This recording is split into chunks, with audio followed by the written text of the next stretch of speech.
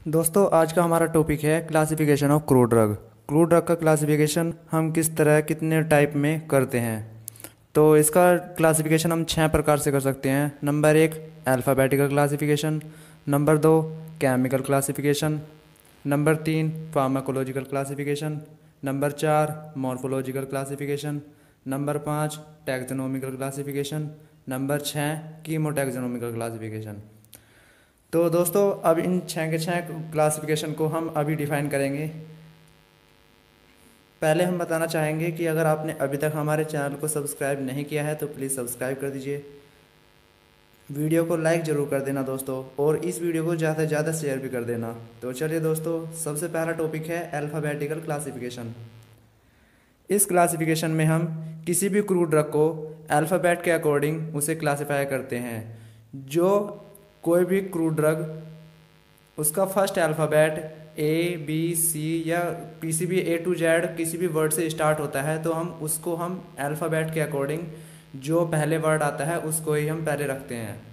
इसमें इसी crude drug को ऐसे ही क्लासिफाई करते हैं, जैसे A for acacia, B for benzoin, C for cinchona.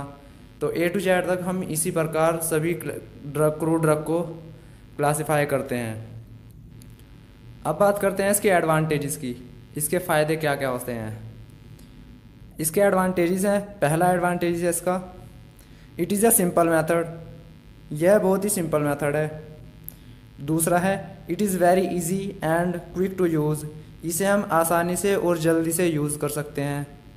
तीसरा टॉपिक है ड्रग के नाम को हम आसानी से और अच्छे तरीके से याद भी कर सकते हैं। तो दोस्तों अब करते हैं इसके डिसएडवांटेज की बात। इसका एक डिसएडवांटेज है, नंबर 1, इसमें हम क्रूड ड्रग की नेचर को नहीं बता सकते कि इसका नेचर कैसा है।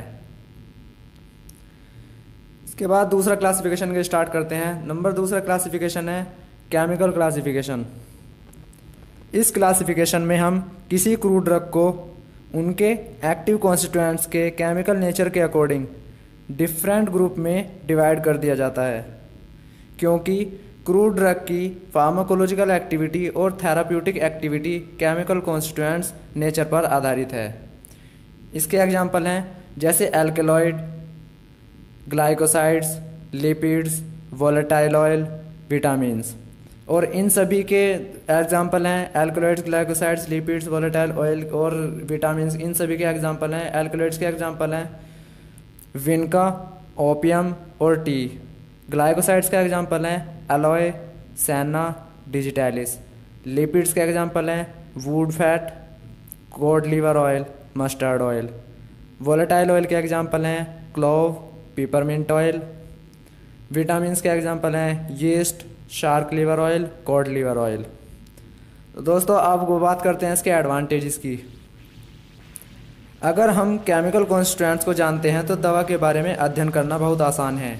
ये इसका पहला एडवांटेज था। इसके बाद दूसरा advantage, chemical classification phytochemical study के लिए एक पॉपुलर दृष्टिकोण है। ये इसका दूसरा एडवांटेज था। इसके बाद बात करते हैं डिसएडवांटेज की। यह मेथड ड्रग की सोर्स के बारे में नहीं बताता है।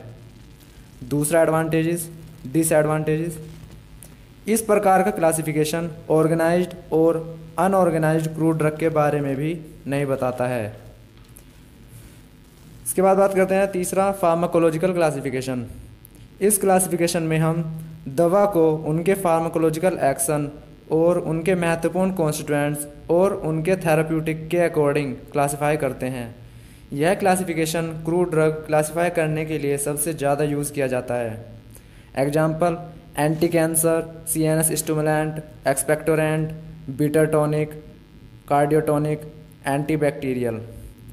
इन सभी को एग्जाम्पल हैं विनका, पोडोफाइलम, एंटी कैंसर के भी एग्जाम्पल हैं, और CNS स्टिमुलेंट के एग्जाम्पल हैं नक्स वोमिका। एक्सपेक्टोरेंट के एग्जाम्पल हैं वसाका और जेनटॉइन। कार्डियोटॉनिक के एग्जाम्पल हैं डिजिटैलिस, अर्जुना। एंटीबैक्टीरियल के एग्जाम्पल हैं जैसे नीम। अब इसके एडवांटेजेस की बात करते हैं।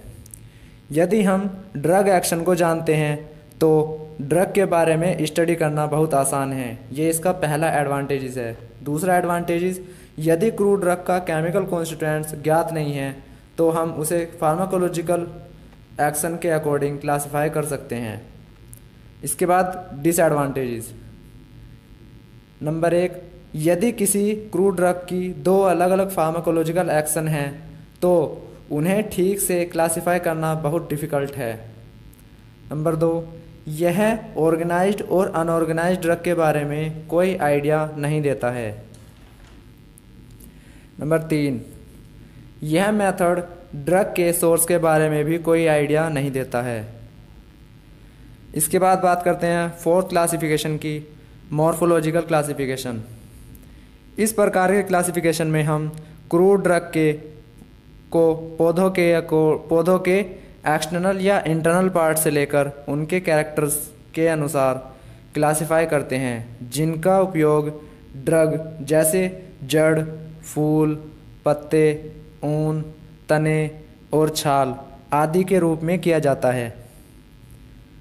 इस क्लासिफिकेशन में हम जो भी ड्रग होती हैं क्रूड ड्रग, उनको हम उनकी जड़, फूल, पत्ते, ऊन, तने, इन सभी को यूज़ करके हम उसको क्लासिफाई करते हैं। इसके बाद बात करते हैं एडवांटेजेस की। इसका पहला एडवांटेजेस है, अगर हमें ड्रग की केमिकल कॉन्स्टिट्यूएंट्स और फार्माकोलॉजिकल एक्शन के बारे में नहीं पता है फिर भी ड्रग को क्लासिफाई किया जा सकता है और आसानी से स्टडी भी की जा सकती है। इसके बाद डिसएडवांटेजेस, केमिकल कॉन्स्टिट्यूएंट्स का थेराप्यूटिक एक्शन से कोई संबंध नहीं है। दूसरा डिसएडवांटेज, प्लांट और ड्रग की रेपिटेशन दिखाई दे सकती है। इसके बाद बात करते हैं पांचवा क्लासिफिकेशन है टैक्सोनॉमिकल क्लासिफिकेशन।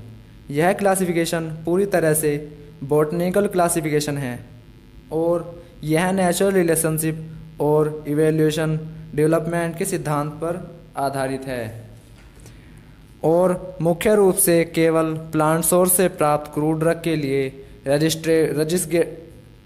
प्लांट सोर्स से प्राप्त क्रूड ड्रग के लिए रस्टिकेटेड है।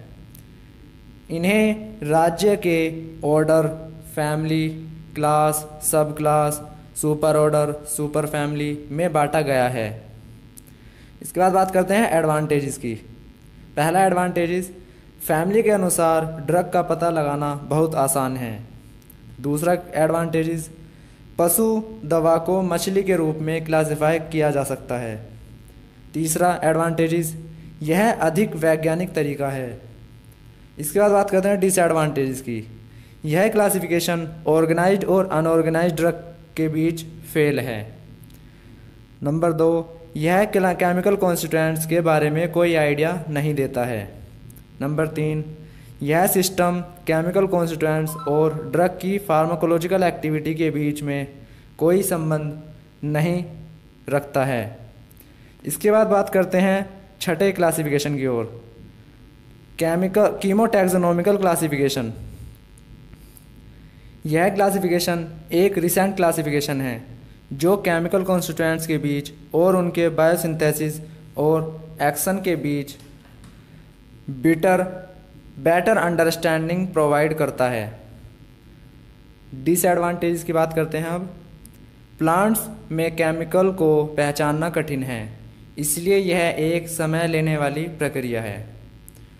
दोस्तों, इस वीडियो में इतना ही। अगर आपको हमारा वीडियो अच्छा लगा हो तो आप हमारे चैनल को सब्सक्राइब कर दें, वीडियो को लाइक कर दें और इस वीडियो को ज़्यादा से ज़्यादा शेयर कर दें दोस्तों। और सब्सक्राइब करने के बाद बेल आइकन को ज़रूर दबा देना। बेल आइकन को दबाने से क्या होगा दोस्तों, जो हमारी आगे आने वाली वीडियो होगी उसका नोटिफिकेशन आपके पास सबसे पहले पहुंच जाएगा। तो चलिए दोस्तों, हमारा अगला टॉपिक होगा दोस्तों ड्रग एडल्ट्रेशन, कि ये क्या होता है। तो इस वीडियो में इतना ही। नमस्कार, अब मिलते हैं दोस्तों अगली वीडियो में।